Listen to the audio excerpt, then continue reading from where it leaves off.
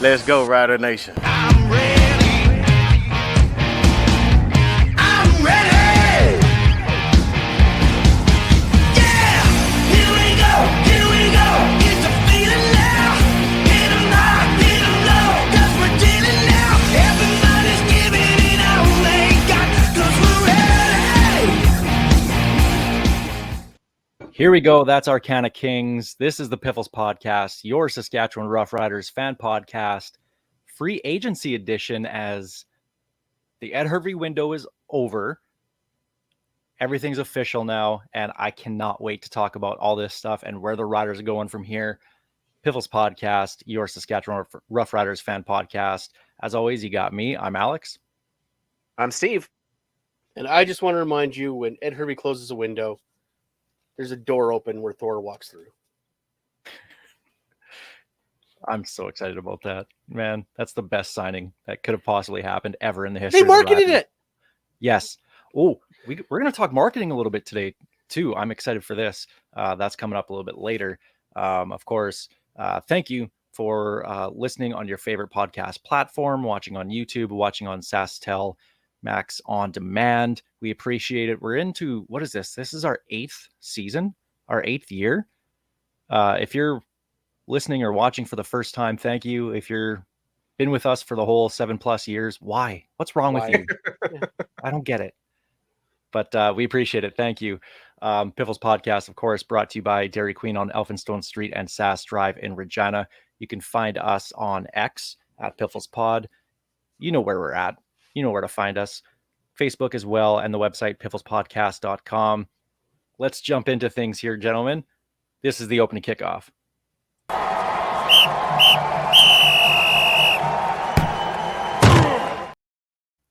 Steve, holding your finger up there, is that some sort of wrestling reference? What? Like you're... No, I realized all these years are the year of doing StreamYard. I could have been sitting here pointing at all the different things that we're on to help It's people all out up there. right Yeah. there. I thought he was like acknowledging Roman Reigns. Former CFLer, by the way. Joe Anawai? That's right. Okay. Free agency opened up. Big day for the Riders. Probably the biggest day for the Saskatchewan Roughriders off the field since Chris Jones took over, I was going to say honestly. 2016. And that worked out well for us because we won how many Grey Cups in a row? All of them? Yeah. At least in the offseason we did, right? I had to laugh, though, because I sent you guys the tweet I had about Justin Capicotti signing and how great that was going to be. And I think my exact thing when I sent it to you guys, I'm like, well, this aged like milk, didn't it? We were so excited about that signing. What a bust. All right. Well, I refuse to acknowledge that signing.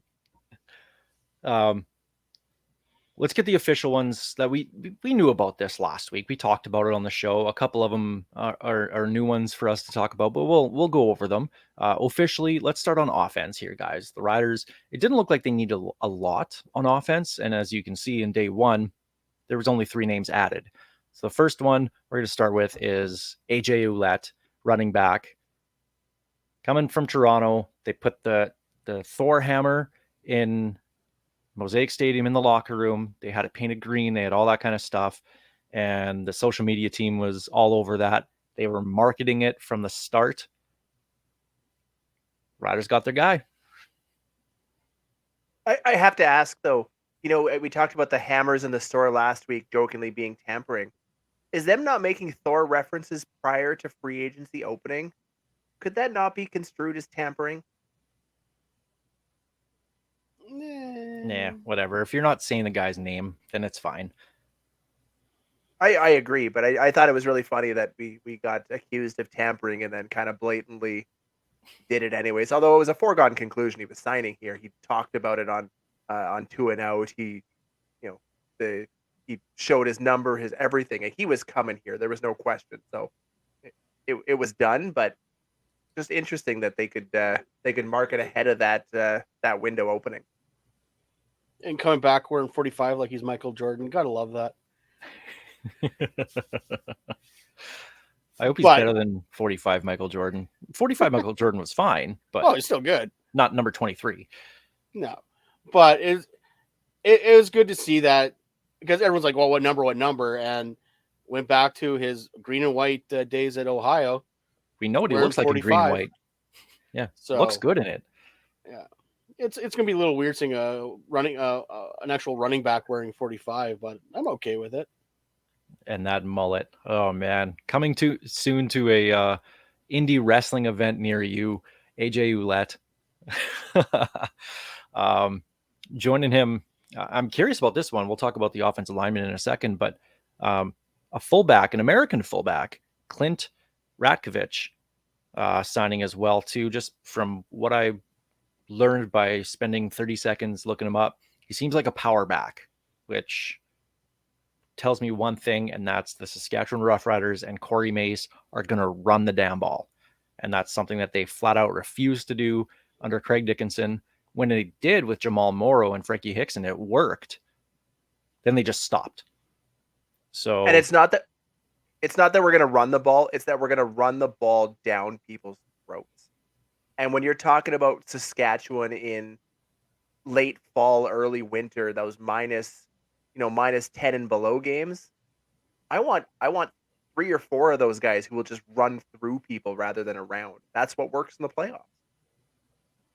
And when you have a old by CFL years quarterback in Trevor Harris, who's not the most mobile, I mean, he's doing the Tom Brady system for a reason. Like his speed might be slightly better than Tom Brady's, but you need a run game. Like you need to have those defensive linemen respect the run, because if they don't, all they're going to do is pin their ears back and rush the quarterback constantly. And unless you have a stud offensive line, which we're still got a big question mark on what's going to happen with our offensive line, you need that fear of a run game, because if not, it's going to be open season on your quarterback the entire season. and that offensive line, of course, signing right tackle Jamarcus Hardrick from Winnipeg, as the Riders posted. And I loved the social comments on there. Of course, Bomber fans be like, of course they can't spell in Saskatchewan. No, you just missed the joke, you moron. That's pretty much all it was. I thought it was great. Like, you got to have that rivalry in the offseason, make it fun. And the Riders social media team, who we've been critical of, they were having fun with it, and I thought they did a great job. And it kind of goes back to the poll I put up on X this weekend, asking which fan base was softer, the Maple Leafs or the Bombers. And both was actually an option. Both won.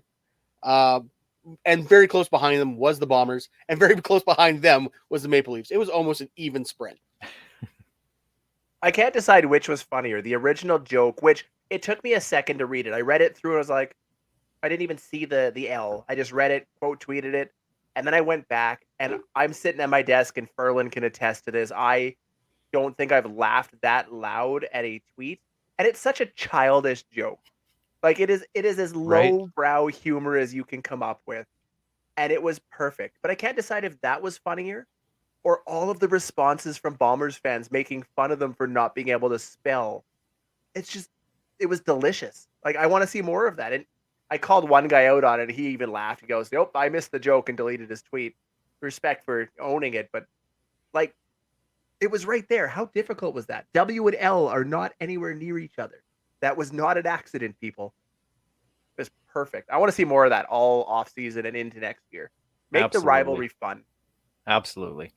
So, of course, Hardrick will slide over to right tackle. Basically, that just leaves the one spot on the left tackle as the question mark. And I can't see them going out and spending money right now. I think they're going to try and let the recruiting figure it out. I still have my concerns about that, though. Hawkins is technically still on the roster. Yeah, a guy who got hurt, 3 minutes into his career, CFL career, after not playing in 4 years. Awesome. Love that. And Maybe he's fired up to come in this season and prove us all wrong, Alex. And only one other true left tackle has been brought in so far. It's Reed, Trevor Reed, I think is his name. But it's Reed for sure. He's the guy that I'm going to be watching in training camp to see if he can lock down that spot. And who knows, maybe they throw Blake or Ferland out there in training camp and preseason games and see what happens. Maybe that ends up being the the right match. Who knows? But that's a few months down the line. We'll worry about that later. Flipping to the defense, lots of moves on defense because let's be real here. The team needed a lot of help on defense. Start on the defensive line. Malik Carney. I don't think we talked about this last week. I think this happened. This was announced the day after we recorded because, of course, it was. Defensive end from Hamilton coming here to the Riders. He had 5 sacks last year, and everyone seems pretty jazzed about him, that he has a non-stop motor and he's going to be a really good one for us. I think he had a problem is if he had nonstop motor, it stopped after week 8 because his production kind of fell. He had 5 sacks, all of them like from week 8 and earlier. Nothing after that, and he didn't get hurt. Like he wasn't missing big chunk of games. That's my concern, is that he just kind of flamed out. And don't get me wrong, defensive rush ends will have those lulls. Look what happened to Matthew Betts last year. Betts did, yep. He came out flying, had a bit of a lull in the middle, kind of picked it up again at the end. Like it's going to happen. Offenses will scheme to try to slow you down if you can get to the quarterback. So maybe it was a scheme issue. Hopefully he can work past it. Maybe he was banged up. We don't know. There could be a lot going on here. They had to do something for that D-line, considering they weren't bringing Robertson back. So here's hoping he works out. I've said this before, and as long as Corey Mace is at the helm, I'm going to have a lot of faith in whoever he brings in on the defensive side of the ball. And he would have had a great look at Malik Carney from Toronto when they were battling it out throughout the entire season. He's in Hamilton. They played, 3 times in 4 weeks there in a stretch. Yeah. Like they are familiar with one another. So he obviously saw something that he liked and went, we need that guy. And if Corey Mace says we need that guy, I have a feeling he's going to be an absolute monster this year. Sticking with that D-line, another monster. Micah Johnson re-signing just the day before free agency opens. I did not expect it. I was not expecting it. Even though going into free agency, I expected it. I started to just kind of turn the page on him because we heard nothing about him throughout the whole Ed Hervey tampering window. There was no news on Micah Johnson whatsoever. But bringing him back for one more year with Carney, with Miles Brown in the middle, Lanier as well, and Cox and Albright on the outside. I like the makeup of this D-line. It has a lot of potential. They just need to stay healthy. I like actually the makeup of our entire front 7 going in on our defensive side. I know we're going to talk about 2 more pieces here coming up shortly, but am I 100% sold on Cox or Albright? No, but I think they got potential. Those are the only 2 real question marks on that one side, but I think we got a solid line, and I'm not worried about stopping the run this year going down the middle. Let's put it that way. Honestly, Micah Johnson was a beast all season long, and we talked about it week after week after week. He was a guy that never gave up on a team that looked like it gave up at Labor Day. So if that's the case, you put him next to Anthony Lanier, those guys are going to chew up double teams all season long. I don't care who you've got on the outside. You could probably put me or Greg on the outside, and we might get a sack or 2. Okay, Well, maybe Greg. I'm a little small for an O lineman. I will say this: the Riders have had no issues in the last 2 decades finding pass rushers. So I'm not too worried if there's an open spot, who they're going to fill it with. I trust it. Their scouting has done a wonderful job. There's plenty of outside linebackers in the States that you can bring up and just try, and they'll figure it out. So the linebacking core, Greg, you mentioned. We'll start with the big one, Jameer Thurman. He's going to be in the middle replacing Larry Dean. I think it's an upgrade, especially when you get the age difference in there. As good as Dean was, I think Jameer Thurman is just that little bit extra over him. To see him anchor this defense and, go back. Him and Mace go back to Calgary, right? Calgary did not want to lose him last year. They lost him. And now he's back in the division. I'm sure anytime you can kind of hurt a division rival like that too, that's always a good thing. I won't say anything bad about Larry Dean. His play was No, excellent. he was great. True leadership on that team. But yeah, unfortunately, if you are going to replace Larry Dean, it has to be Jameer Thurman. Like if you couldn't get Jameer Thurman, I think Dean would be back in the middle of that linebacking core. You're right, younger, bit of an upgrade, sure tackler, and that's why I'm not worried about us stopping the run this year because he doesn't give up the running back when he gets to that second level. If somehow that running back can get past Lanier and Micah Johnson, he's running right into Jameer Thurman. Good luck. And Can't really add much to that. joining him in the linebacking group, Adam Auclair, played with Ottawa last year, Canadian, penciled in right now to take that Micah Tight spot at will linebacker. They released him early. Yeah, they released him early. He signed before free agency opened. So, guy who clearly wants to be here. And there's a spot for him. You have him and AJ Allen, and then there's a lot of Canadian linebackers on this team. A lot of depth behind there. I don't think it's going to be one guy specifically. I think we will see a rotation. I think we see that throughout the entire defense, to be honest, but especially with that one Canadian spot, the will linebacker spot, that'll be a rotational spot. So Adam Auclair comes in from Ottawa, and backing him up, I did not think we'd re-sign Justin Herdman-Reed, but they did, and they also brought back his brother again, Jordan Herdman-Reed. I was not expecting that whatsoever. So it'll be the second time the brothers are on the green and white together. Now I got to figure out which one is my favorite Herdman-Reed twin again. Last year was easy. This year's going to be hard to figure it out. But you can't go wrong with Canadian depth, especially on special teams. The Herdman-Reed twins were both very good at special teams when they were both here. Yes. So, there's so many Canadian linebackers on this team and so many great special teams players. We got an abundance of them.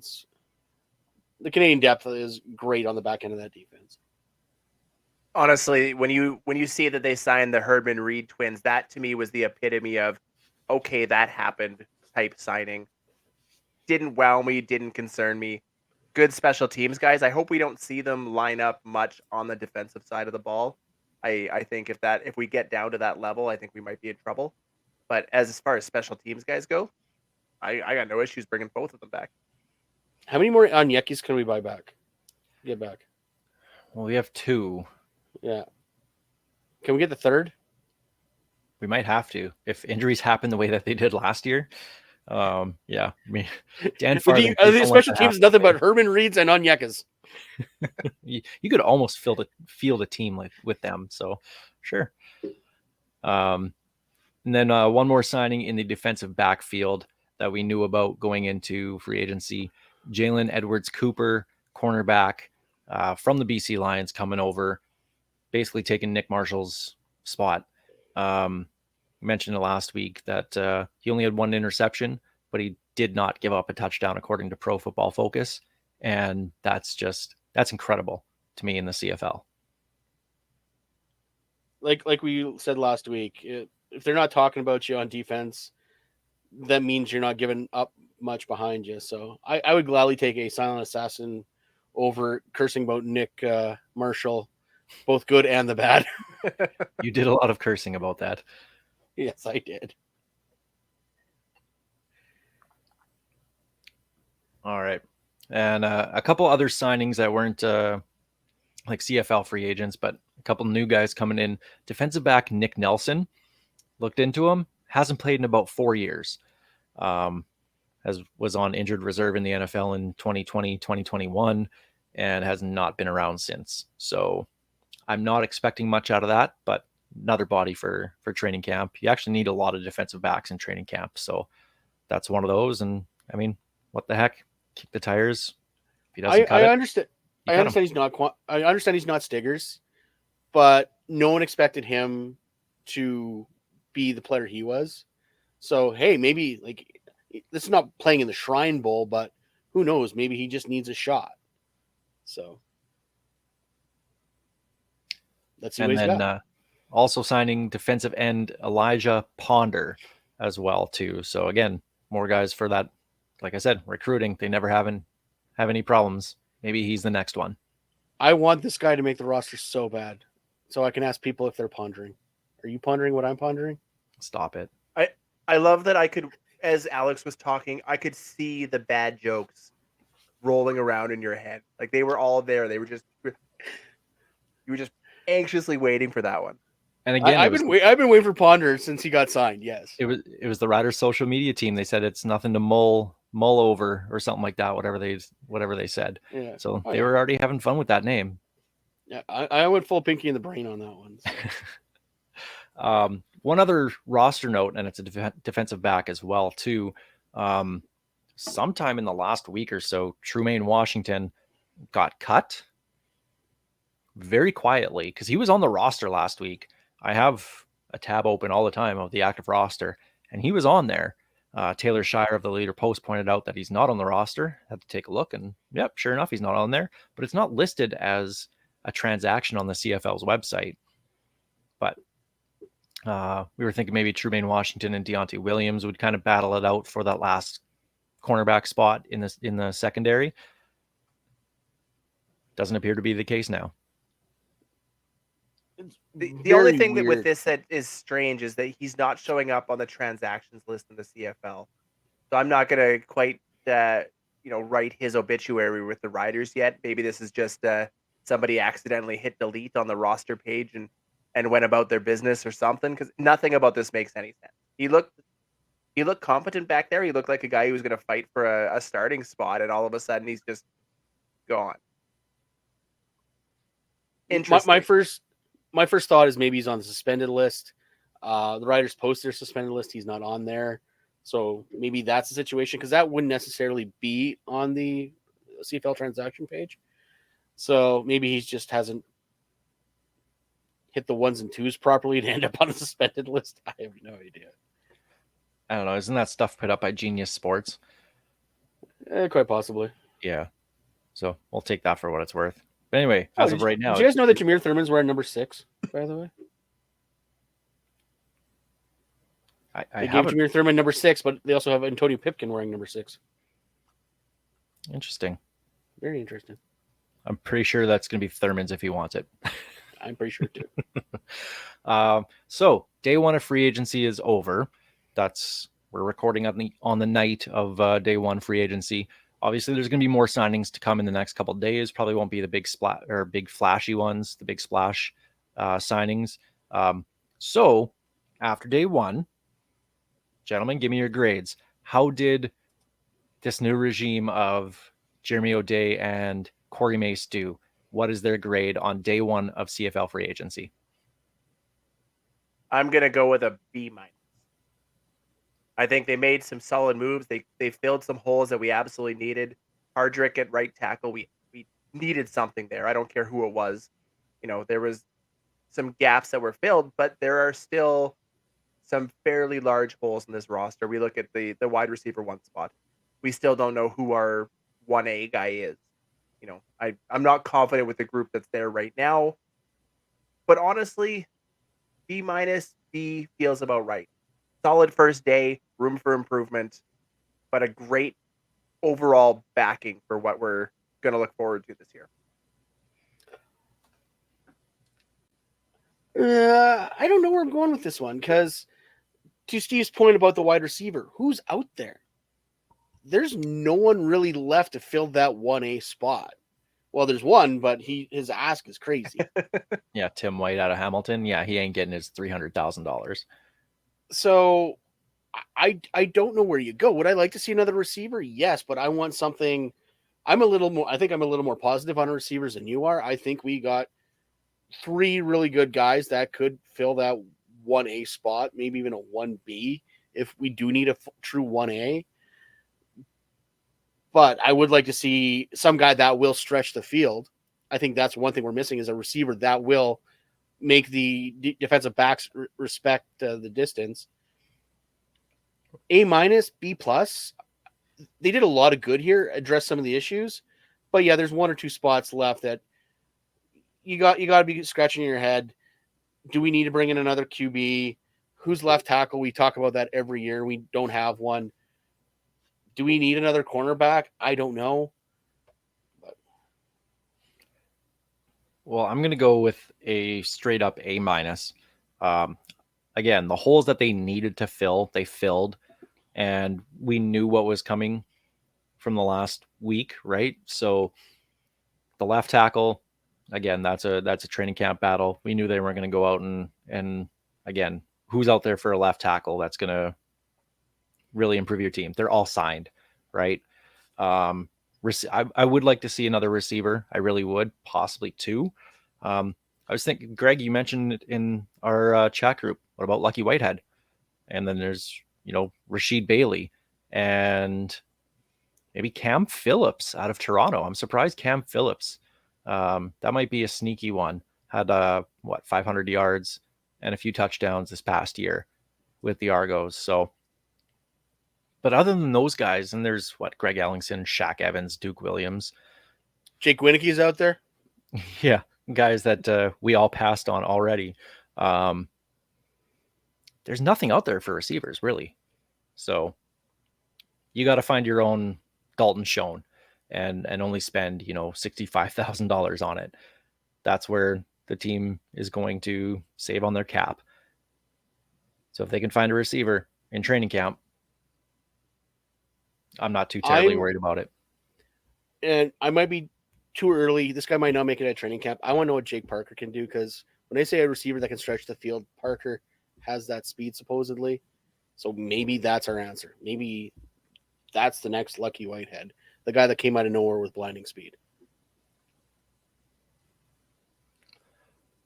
Well, there's the opening kickoff presented by Kathy Festian of Royal LePage Regina Realty. Let's jump here to our Churchill Brewing Company odds and end zones. We'll keep it going with the CFL free agency. What about former Riders? The Riders free agents, where did they end up? Well, Tevin Jones, receiver, ended up in Montreal.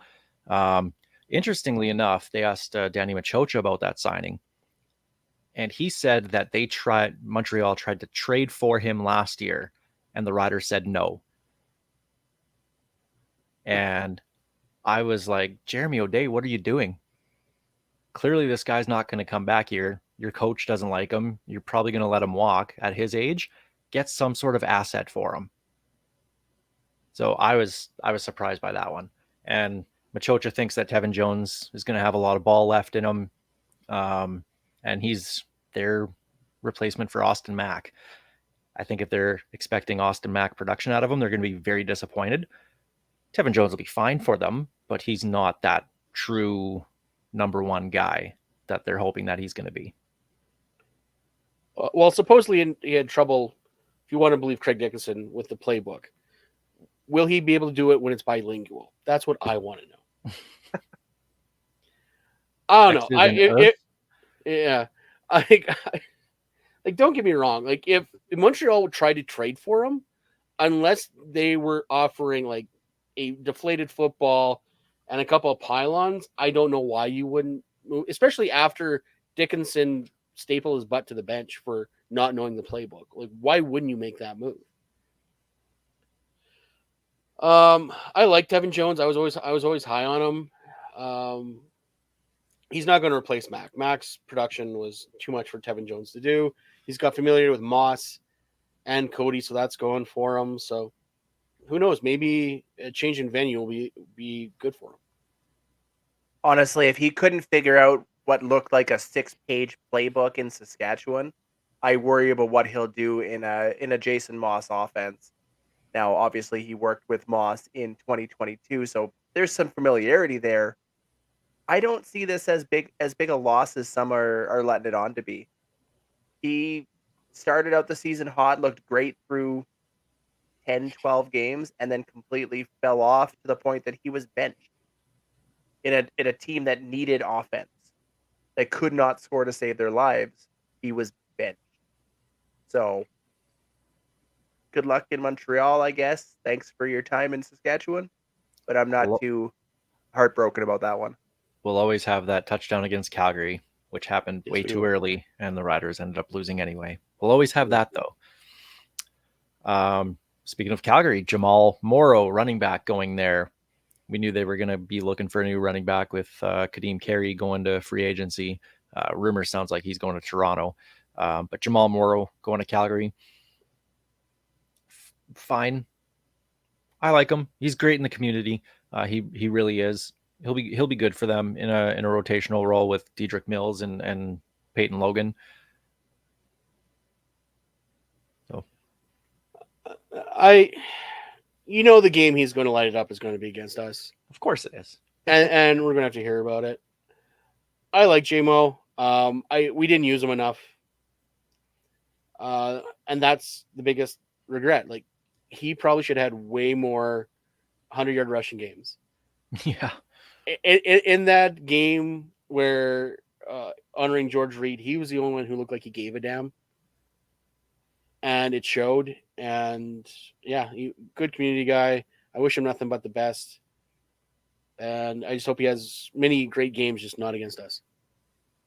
Honestly, you probably couldn't. If you're Jamal Morrow, you probably couldn't pick a better team to go to from Saskatchewan. Calgary loves to use their running back.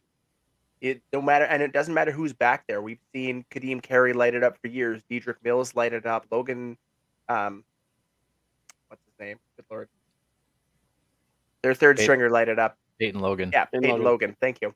Like, it didn't seem to matter who they put back there. They were giving him the ball and they were running it down people's throats. So good for him to get out of Saskatchewan, where he was completely underutilized from day one, to go to a place where I think he'll get his shot to shine again. And I just hope, like you said, it's not against us.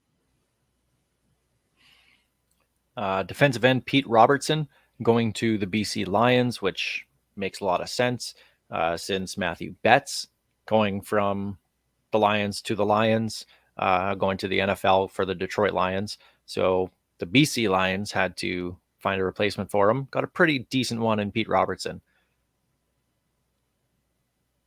Nice thing about Betts going to the Detroit Lions, it's going to help their ratio issues. So a bit of a game changer on that one. But really, Pete Robertson, once again, change of venue. Last year, the way he came in the previous year, everyone thought he was going to be a beast, and he was. But last year, you could tell, I don't know if it was frustration, if he was banged up. Like, he made a lot of bonehead penalties when he shouldn't have. That cost the Riders a lot of field position, a lot of leaving the defense out there longer than he should have been.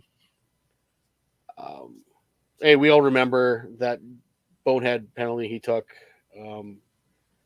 That once again we had to hear about how dirty the Riders were last year. It's a good fit for him. Am I going to miss him? Not really. I hate to say it. Like, I knew he wasn't coming back, so I made my peace with that change a long time ago. Yeah, I think we all knew this was coming the moment they signed Lanier. There wasn't going to be the money needed to sign both Lanier and Robertson again. And then once Micah Johnson was signed, the writing was on the wall, framed, painted, whatever. It was over. Happy for him. He served us well for his last couple seasons. I don't get the idea that he's this dirty player. I had somebody tweet at me saying, "Well, Rider fans finally admit that Pete Robertson's a dirty player." The headbutt was stupid. Yep. There's no arguing that. But beyond that, there was nothing egregious. He was not Garrett Marino. This is a guy that played hard but never really crossed that line to that extent. But for some reason got that label as a dirty player. I think he'll do well in BC. Good for him. But again, we knew this was coming. Micah Tights going to the Calgary Stampeders. Steve, I thought your friend Jeffrey, isn't it just the Riders that pick up scrap heap players?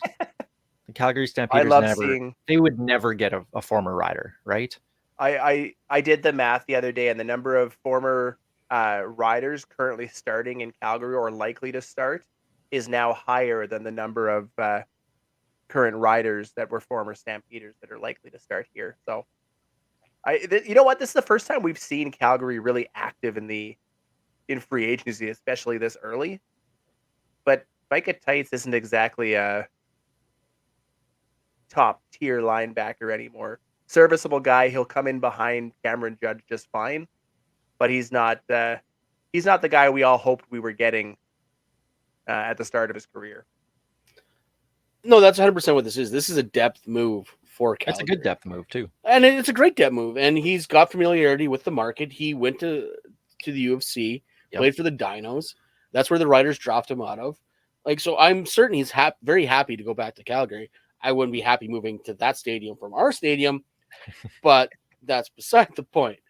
And yeah, he's going to be a rotational guy. He's going to come in a couple plays, get him a paycheck, less wear and tear on his body. He's going to be playing special teams, and he doesn't have to worry about being cursed out by Rider fans until he comes here. You know what it is? The stadium, you mentioned the stadium, and it had me thinking, okay, well, you have Dairy Queen here on Elphinstone Street and Sass Drive right across the street. Well, look at Calgary right across the bridge there. You go across the bridge, go down the stairs from the stadium, there's a Dairy Queen right there. That's what it is. Micah Tights loves his Dairy Queen. There you go. You want to get Micah Tights on your team? Make sure there's a Dairy Queen by your stadium. Yeah, exactly. Alberto Wachi, fullback, going to Toronto. Just Canadian, play special teams. That's There you go. probably I like Awachi. This is actually probably out of this list is probably the guy I'm going to miss the most. Good pickup by Toronto. Good depth. The guy's really good on offense if you let him play as a fullback. So, bye Albert. We will always have the few plays that you made on offense, and a lot on special teams. Yeah, solid guy. Did whatever was asked of him. Was never asked to do a whole lot, but Toronto picked up a good one, I think, both on and off the field. Offensive lineman Evan Johnson going to the Hamilton Tiger Cats. We were asked actually by a Ticats fan, okay, well, tell us about him. Well, hopefully he doesn't have to start for you. Did you say former Husky?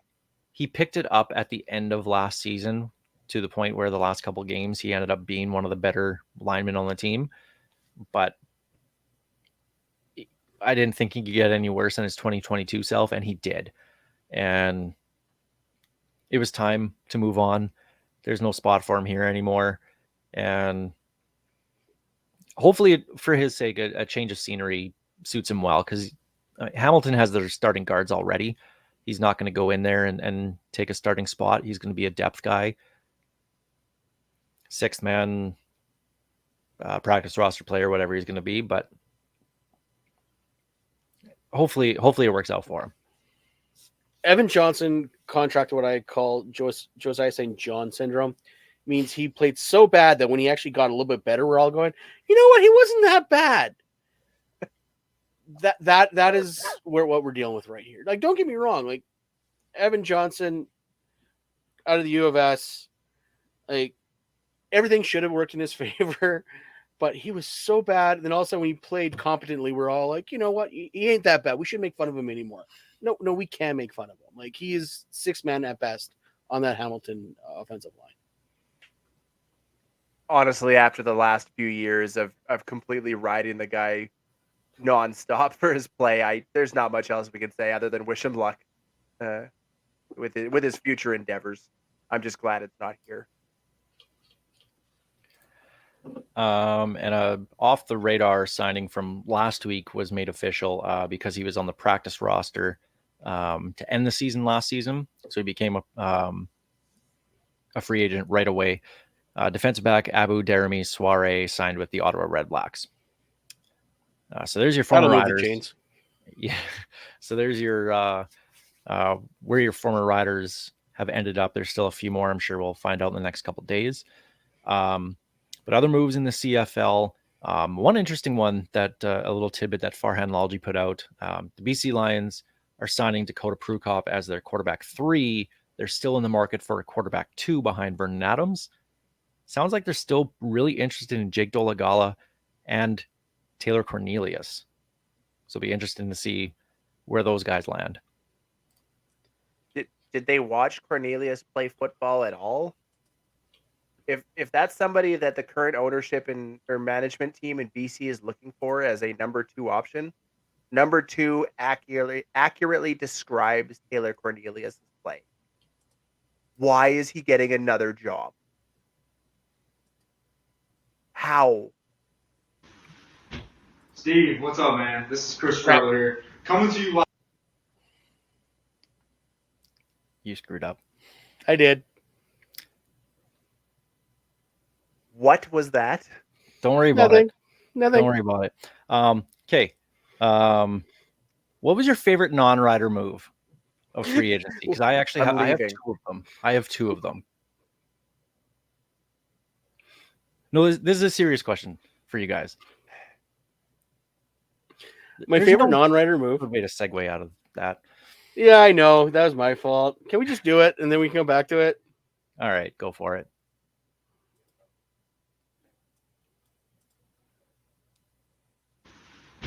Steve, what's up, man? This is Chris Trevor here, coming to you live from Fremantle, Australia. So I'm here at the Airbnb. But look, I just got a message from Greg and Alex. They wanted me to shoot you a quick message and congratulate you on hitting your 100,000th download on Podbean for your podcast. That's a heck of an accomplishment. Maybe if all the cards align, I'd love to come on, be a guest, chat it up with you for 5-10 minutes, talk about some football, talk about CFL, NFL, whatever you want, man. But I just want to say, Steve, congratulations. And also, thank you for being such a big supporter and fan of the CFL and myself personally. I think it's a great league. I think there's a ton of great talent up there. And I just don't think it gets the respect it deserves. So I'll be the first advocate down in the States to continue to get eyes on the CFL, telling them how great of players there are out there, how great of people, all of that, man, yourself included. So again, thank you, Steve, for your support of me, the CFL, and congratulations again on your 100,000th download of your podcast. Keep it going, man.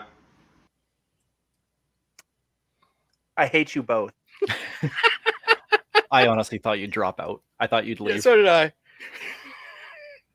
You know what? I will gladly support or continue to support Chris Strebler in the way that I have thus far. Oh Yeah. man. Wow. I know it's weird for friends to get friends stuff for Valentine's Day, but I mean he's your Valentine, man. We had to get that we for had you. to. Yeah, Steve. Love you guys. That was Truth wow. be told, it wasn't supposed to just happen like that. We were going to drop it in a No. little bit later, but Yeah, Greg I was screwed trying up. to put it in the backstage, and it apparently automatically goes. We never really tested how this was going to No. work. It just, yeah. We know for next time. Yeah. So next time when Strebler comes and But he said he'd join the show. Steve, he's excited about it. No, you have to No. be on when he's on. You have to I be. do not. That is not going you're to the end well for supporter. anybody. You're You're his his biggest supporter, supporter. You heard him. He thanks you for your support. and he needs to do that in person. No. You can talk he about how doesn't. you stared at him across the field. I still wish I would have known he was on the field when I was at doing that bubble ball soccer thing. We would never be allowed back in Winnipeg, but it would have been hilarious. Anyway, I'd also be since dead. It's still good. I just wish it didn't go early, but oh well. No, Favorite non-rider move. Let's not go. touching that one. Not touching that one. It's a family show, Steve. Family-friendly show. Yeah. Okay. Anyway, your favorite non-rider move of free agency? Honestly, Winnipeg.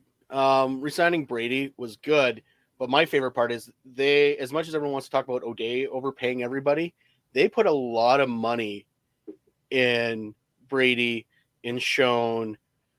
They have a ton of money in obviously Caleros. They Lawler. paid Lawler. They paid their backup quarterback a ton of money, who was happy to say hi to Steve right now. So they have a lot of money locked into very few people, and I am happy about that, because unless they have a lot of guys that are going to step it up on league minimums, they've got some issues, and I'm okay with that. I actually forget where I saw it. I saw it on X, Twitter, that assuming that they don't go over the cap, they would need 23 guys to be making league minimum based off of projections. Now, again, that's obviously not final numbers, but that's a lot of rookies or guys on rookie contracts that are starting for you. That's half your start. That's basically half your starting roster. Like that's half your roster. Well, and you're seeing the punishment come out of Winnipeg when they lose a guy like Yoshi Hardrick to a division rival because they can't afford to pay him. You know, you see them lose a guy like Jackson Jeffcoat because they can't afford to pay him. Those tough decisions that have been coming for the last couple of years have finally reached the level where they're having to make those choices. And I think you're going to start to see it on the field. I don't think they're going to drop down to the bottom of the pack quite yet, but you're going to see a decline in 2024 because they can't keep paying the guys that they are, the money that they are, and continue to build a team around them. Well, what I think you're going to see is they're going to have to go to their Willies, their Big Hills, their Lawlers, going, hey, let's restructure. Because if not, they could have some serious issues coming into training camp. And like, this is not, oh my God, they're over the salary cap by training camp. It doesn't matter. They just need to get some financial fluidity, or else they could end up being in a lot of trouble if injury should happen. Steve? I think for me, the best moves I've seen have been coming out of Hamilton. They have done a lot of work filling out some key spots, but the biggest one to me was Jamal Peters out of Toronto. That's a huge signing. That's one obviously we all pushed for here in Saskatchewan. That he's the guy that everybody wanted, and they went out and got him. I think Hamilton has done a great job of getting better. They still need some help in the linebacking area with Simone potentially gone, Jameer Thurman in Saskatchewan now. There are some question marks there, but they got better. I think I actually made a joke about in another chat with some other friends of mine about, does Hamilton realize they had the Grey Cup last year? Because they seem to be building a championship roster this year when they are doing it a year too late. Like, you're right. I actually like a lot of the moves Hamilton has made. I'm very curious to see how the East is going to shake out this year. Toronto obviously lost a bunch of their guys. That's like we said, that's what happens when you go 16-2. Montreal's defending champions. They lost Mac, but they've signed a few guys. Ottawa's Ottawa. They're going to be bad. Doesn't matter if they sign Piffles. Hey, they won free agency again. Ottawa won free agency again. They always do. Yep. So, like Hamilton's solid. I think the East is going to be competitive for the East standards. The West is going to be interesting. It's going to be a fun year, I think, regardless. I think there's one key signing that we're missing that I don't know how we let this one go. Earlier today, the Ottawa Red Blacks signed Jacob Ruby after he was released by the Ottawa Red Blacks. How does that happen a week later? Something tells me that they had an offensive lineman in mind that did not join them. So they went back to Jacob Ruby. Ottawa, keep on Ottawing. Just do it. It's going to be a verb here. I have two favorite moves of free agency. Both of them involve the Calgary Stampeders. First off, I love Matthew Schultz to Calgary. Yep. You guys know what I think about Jake Mayer. Schultz isn't going to come in and dethrone him as a starting quarterback, but he's going to absolutely push him. So if I'm a Stamps fan, I'm actually liking that signing. It's a veteran. It's a guy who's going to push. And if something happens to Mayer where they need their backup quarterback to come in and play a few games, Schultz is more than competent. But I also really like Ricky Walker out of Winnipeg not signing with Calgary after agreeing to it last week. So we were joking about how, somebody might, say, screw it. Even though I agreed to terms with them, I'm not going to join you anyway. That happened, and it happened to the Stamps, and that makes me happy. They got floried. That's right. Cue the Abe Simpson gif. Oh, that made me, when I did see that today, that made me smile because I'm glad it happened to somebody, and I'm so glad it was Calgary. I just had a bad I feeling it love was the going to be fact like Yoshi Hardrick that did it. And I was like, oh, please just don't let that happen. I love the fact that he would rather potentially retire than play football at McMahon Stadium. I mean, to be fair, if you had the option, Yeah, retirement sounds good. Dairy Queen next door aside, of course. Actually, going back to retirement, how bad is it that Winnipeg treated Jackson Jeffcoat so bad he just said screw it with the CFL? He's just straight up retired. Yeah, like he's like, you know what? I like after the way this one team treated me, I am just done with this league. Like that tells you how bad in shape Winnipeg is with their finances. They didn't even want to talk to the guy because they knew they couldn't afford to even offer him anything reasonable. Yeah, that's when you call him, you call his agent, you sit down with him, you bring him in person, you sit down and say, hey, look, with what we need to pay these other guys who are a bigger priority, we can offer you this. We know that's insulting. Feel free to say no because you have to do what's best for you, but you still have to have that conversation with them. Like that's You what good have that management does. conversation, and if you like you said, you put it out like this is insulting. We understand. We will gladly give you your release right now. Yep, go sign somewhere, get a bonus. Let him walk. The fact that they hung on to him and didn't talk to him until like the day before, like no wonder he gave up on it. Like everyone wants to talk about the love of football and these teams and the players, and it's no, football is a business, and sometimes the business sucks. Football loves you till it doesn't.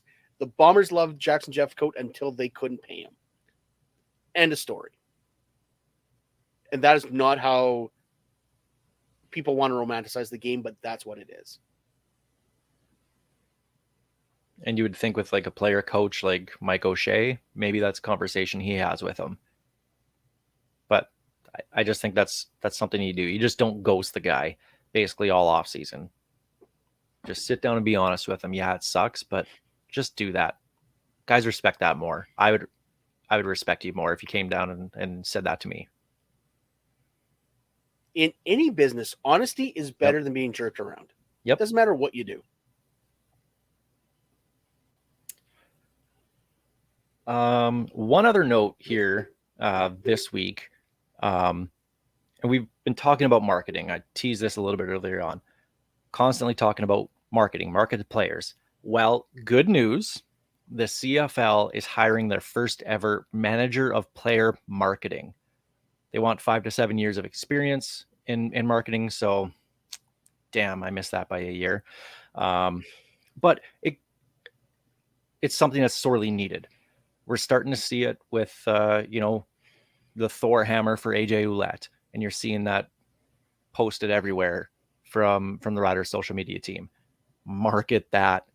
And if they can find the right person who can add that to the brand, that's just a huge thing for the league, for the players, and ultimately you're going to get more fans out of it. So the CFL, they're finally doing it. They're finally going to put a push on marketing the players, and that's a great thing. It's about damn time. What else do you say? This has been something that we've been pushing for years. What we do on this show is literally try and market the teams and market the players. How the league hasn't had somebody in charge of doing exactly that is beyond me. Better late than never, so good on them for doing it. But holy heck, how is this a new position? Like everyone talks about they're selling the game. No, you're selling the players. The players are the personality. The game is great. As much as people like crapping on the CFL, and Lord knows with the Super Bowl this weekend, we had to see a bunch of people running their mouth about the NFL being better than the CFL. Who cares? The fact remains is the players are the personality.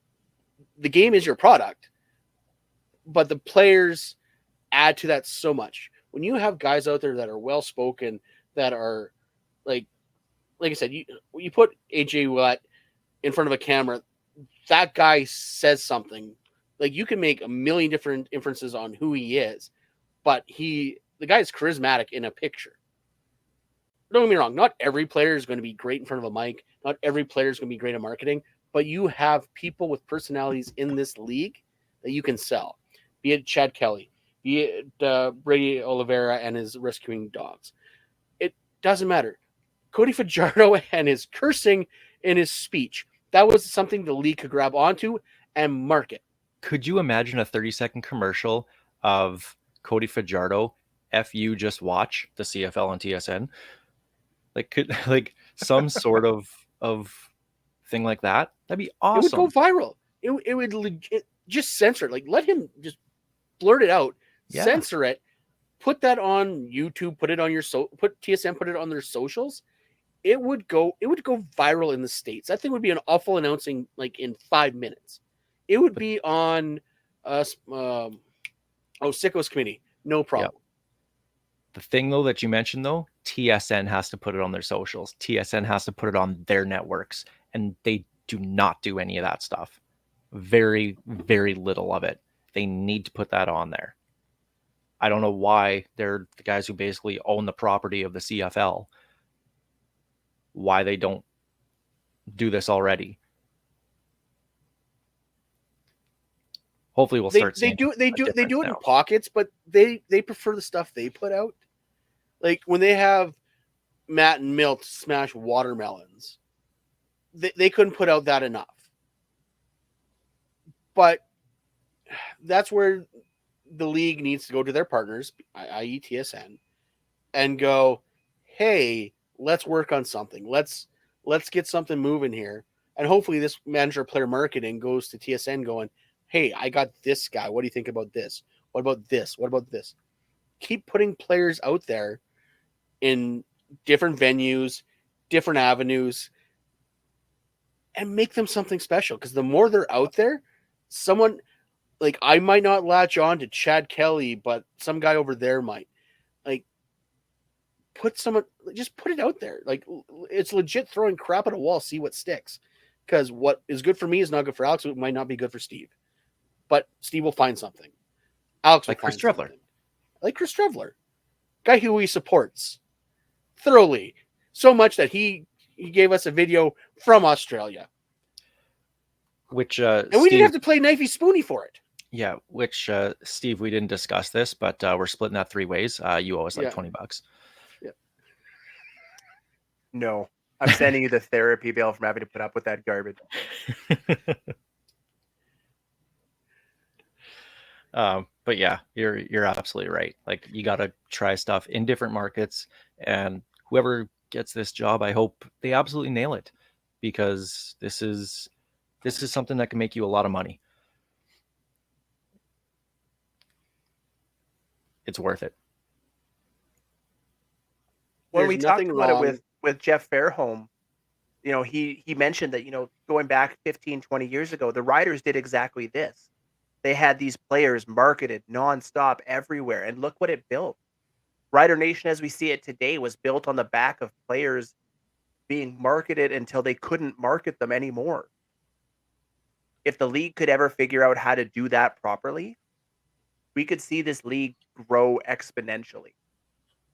And I, for one, hope that this position is the start of them realizing that the league isn't going to market itself. The players are not going to market themselves.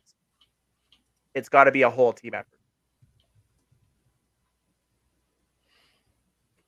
Yeah, we'll see where that goes. I know more about Scotty Barnes through Subway commercials than I do actually watching the Raptors. Bullway. Like, this is what I'm talking about. You get the players out there, and all of a sudden it's like, oh, that guy plays in the CFL? Like, don't get me wrong. It might not make him watch a game, but at least your players are recognizable and marketable at that point. Absolutely.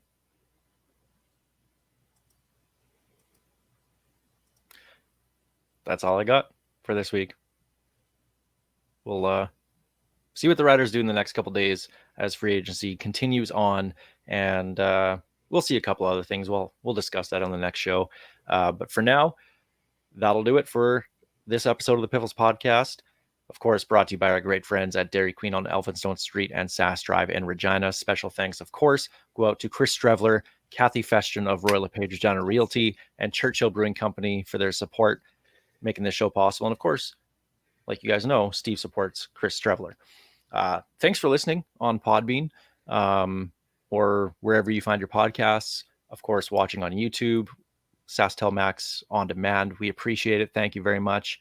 And go Riders, go. This is Ghost Behind Your Mind. It's Trevolution, baby.